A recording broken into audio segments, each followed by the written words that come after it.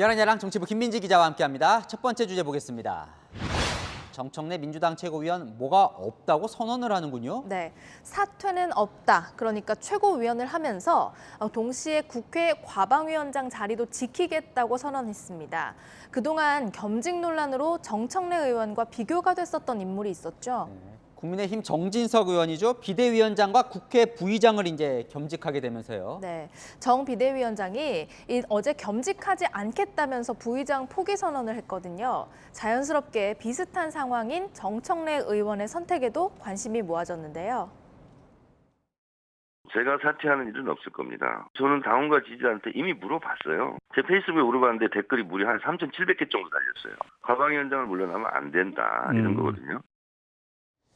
겸직하지 말라는 게 국회 운영할 때 최소한의 이제 정치적 중립을 좀 지키라는 취지인데 네. 그걸 이 지지자들에게 물어봐서 결정할 문제는 아닌 것 같은데요. 네, 국민의힘은 좀 더 다양한 사람과 교류하라면서 겸직은 몽리다 이렇게 비판했습니다. 정 의원의 중립적인 국회 운영을 기대할 수가 없는 근거로 오늘 정 의원의 이 발언을 문제 삼았습니다.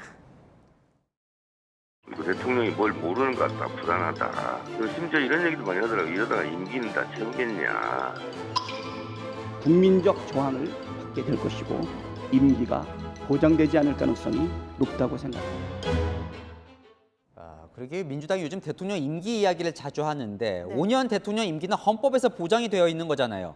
뭐 탄핵을 한다는 건가요? 이재명 대표가 기소된 이후에 대통령을 향한 공세가 점점 세지고 있죠.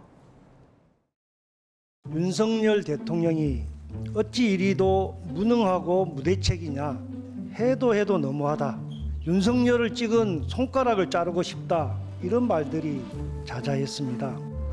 윤석열 대통령이 민포대 대통령 아니냐라는 얘기까지 나오고 있습니다. 민생과 민심, 민주주의까지 다 포기한 대통령 아니냐.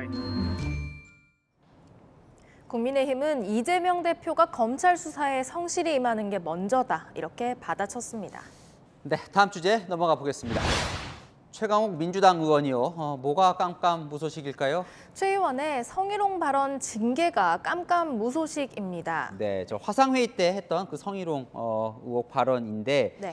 그때요 당 윤리심판원이 6개월 당원권 정지 이 중징계를 내리지 않았습니까?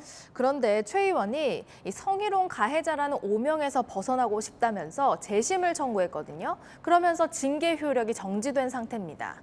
민주당 당규에 따르면요, 재심을 신청한 지 60일 이내에 윤리심판원은 결론을 내야 하거든요. 그런데 60일이 지났는데도 의결을 미루고 있습니다.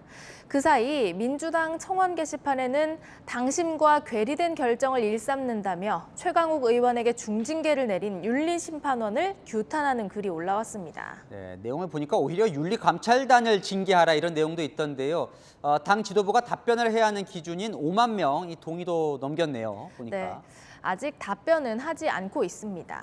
민주당 관계자는 윤리심판원이 새롭게 꾸려져야 징계권 등을 논의할 텐데 언제 꾸려질지 아직 얘기가 안 나왔다고 전했습니다. 저기 이제 당 지도부가 바뀌면 윤리심판원도 새로 꾸려야 하나 보죠? 윤리심판원을 교체할지 여부는 사실상 이재명 대표의 의지에 달려 있다고 해도 되는데요. 그동안 이 대표와 최강욱 의원 사이는 나쁜 것 같지는 않죠. 우리 최강욱 대표님 포함해서 우리 핵심 역량이 여기 와 있는 것 같아요. 대선 때만 되면 지사님하고 방송을 해요 항상. 네, 그러네. 5년에 한 번씩. 그만 줬으면 좋겠습니다. 이 정도로 끝냈으면 좋겠어요.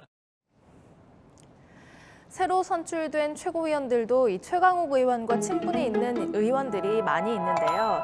사심 없이 공정한 심의가 될지 지켜봐야 할 것 같습니다. 네, 지금까지 열한야랑이었습니다.